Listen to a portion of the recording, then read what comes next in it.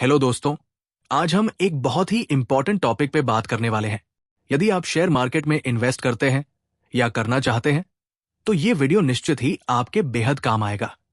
आपने एक चीज खुद अनुभव की होगी या अपने साथ के लोगों को देखा होगा कि वो शेयर मार्केट में किस शेयर में इन्वेस्ट किया जाए, ये हमेशा तलाश करते रहते हैं।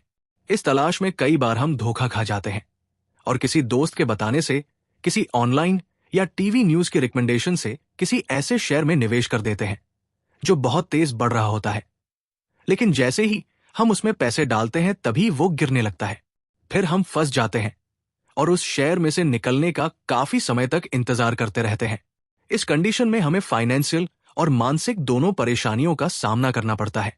तो आज हम आपको बताने वाले हैं ऐसे कुछ शेयर जो आपको मालामाल तो बना ही सकते हैं, साथ ही आपके मन में मार्केट के उतार चढ़ाव के कारण जो टेंशन होती है उसे भी काफी हद तक कम कर सकते हैं।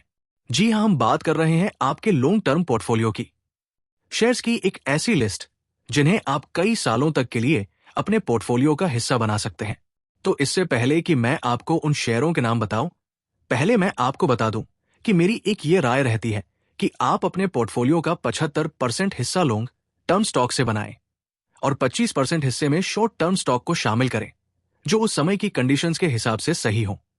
तो आज मैं आपको बता रहा हूं उन शेयर्स के नाम जो होने चाहिए आपके पोर्टफोलियो के 75% हिस्से यानी कि लॉन्ग टर्म पोर्टफोलियो में। मैं आज आपको बताऊंगा 15 शेयर्स के नाम और मेरी सलाह होगी कि आप अपने टोटल पोर्टफोलियो वैल्यू का 5% हिस्सा हर स्टॉक में इन 15 कंपनियों में निवेश करें, जो टोटल बनेगा आपके पोर्टफोलियो का 75%। यानी कि अगर आप टोटल 1 लाख रुपए शेयर मार्केट में निवेश करना चाहते हैं तो 5,000 रुपए पर स्टॉक इन सभी 15 कंपनियों में निवेश करें। इस लिस्ट में सबसे पहला नाम आता है रिलायंस इंडस्ट्रीज का, बाजार का सबसे हैवीवेट स्टॉक। आप सब जानते ही होंगे कि company telecom, retail, oil and gas जैसे कई क्षेत्रों में काम करती है। टेलीकॉम को लेकर मैं काफी बुलिश हूं क्योंकि आज के समय में तकनीक का इस्तेमाल बढ़ रहा है और टेलीकॉम की जरूरत सभी क्षेत्रों में दिनों दिन बढ़ती जा रही है। तो लगे हाथ आप इसी सेक्टर का एक और स्टॉक इस लिस्ट में शामिल कर लो, जो है एयरटेल। इन दोनों कंपनियों में आप 5% का निवेश करें। फिर बात करते हैं ऐसे सेक्टर की जिसका वेटेज निफ्टी में सबसे ज्यादा है, यानी कि बैंकिंग एंड फाइनेंशियल। इस सेक्टर का निफ्टी इंडेक्स में करीब 35% वेटेज है। तो इसमें से मैंने आपके लिए स्टॉक चुने हैं ICICI bank, State Bank of India और कैनरा बैंक। मेरे एक प्राइवेट और 2 सरकारी बैंकों को चुनने का एक कारण तो यह है कि मैं सरकारी बैंकों को लेकर ज्यादा बुलिश हूं और दूसरा, इनका डिविडेंड यील्ड प्राइवेट बैंकों से काफी ज्यादा है। इसी सेक्टर से एनबीएफसी में मेरा पिक है मुथूट फाइनेंस। सोने में हो रही तेजी का फायदा इस कंपनी को सीधे तौर पर मिलता है, इसलिए इसमें और ग्रोथ की गुंजाइश है।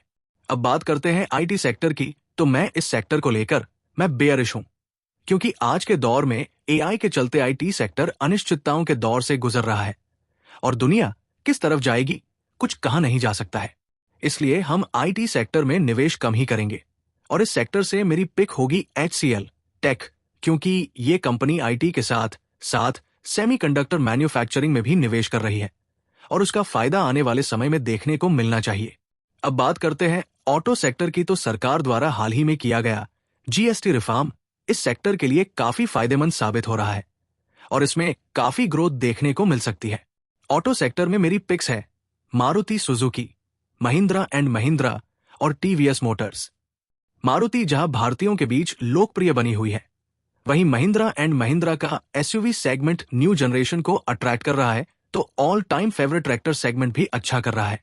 टीवीएस मोटर्स 2 व्हीलर सेगमेंट में मेरा बेस्ट कन्विक्शन है क्योंकि इसका बाइक सेगमेंट, इलेक्ट्रिक स्कूटर का बढ़ता मार्केट शेयर और कंपनी का दुनिया भर के बाजारों में पहुंचने का प्रयास इसमें ग्रोथ पोटेंशियल पैदा करता है। अब बात करते हैं एक और मेरे पसंदीदा सेक्टर की, तो defence and capital good sector से मैंने आपके लिए पिक किया है एल&टी और भारत इलेक्ट्रॉनिक्स। दोनों ही कंपनियां अपने अपने क्षेत्र की दिग्गज है और पिछले काफी सालों से लगातार अच्छा प्रदर्शन कर रही है, जिसके आगे भी जारी रहने की उम्मीद है। कंजम्पशन से मेरी बेस्ट पिक है टाइटन, जिसके बारे में बताने की आपको जरूरत नहीं है क्योंकि ये जेम्स एंड ज्वेलरी के साथ साथ प्रीमियम वॉच सेगमेंट की मार्केट लीडर है और तेजी से आगे बढ़ते इंडिया में इसके अच्छे प्रदर्शन की उम्मीद लगातार बनी हुई है। लॉन्ग टर्म स्टॉक्स लिस्ट में मेरा अगला सेक्टर है मार्केट इंफ्रास्ट्रक्चर। जिस तरह भारत में शेयर मार्केट में निवेश करना लोकप्रिय होता जा रहा है, उसे देखते हुए इस सेक्टर को बिल्कुल भी मिस नहीं करना चाहिए। और इस सेक्टर से मैंने चुना है मोनोपोली शेयर CDSL और निप्पॉन इंडिया AMC को, जिसकी डिविडेंड यील्ड इसे और भी आकर्षक बनाती है। तो इस तरह 15 स्टॉक्स की लिस्ट आपके भविष्य को सुनहरा बनाने के लिए तैयार है। अगर आपने नोट नहीं किया है तो आपको जल्दी से सभी 15 कंपनियों के नाम फिर से बता देते हैं। Reliance Industries, Bharti Airtel, ICICI Bank, State Bank of India, Canara Bank, Muthoot Finance, HCL Technology, Maruti Suzuki, Mahindra and Mahindra, TVS Motors, L&T, Bharat Electronics, Titan, CDSL, Nippon India AMC।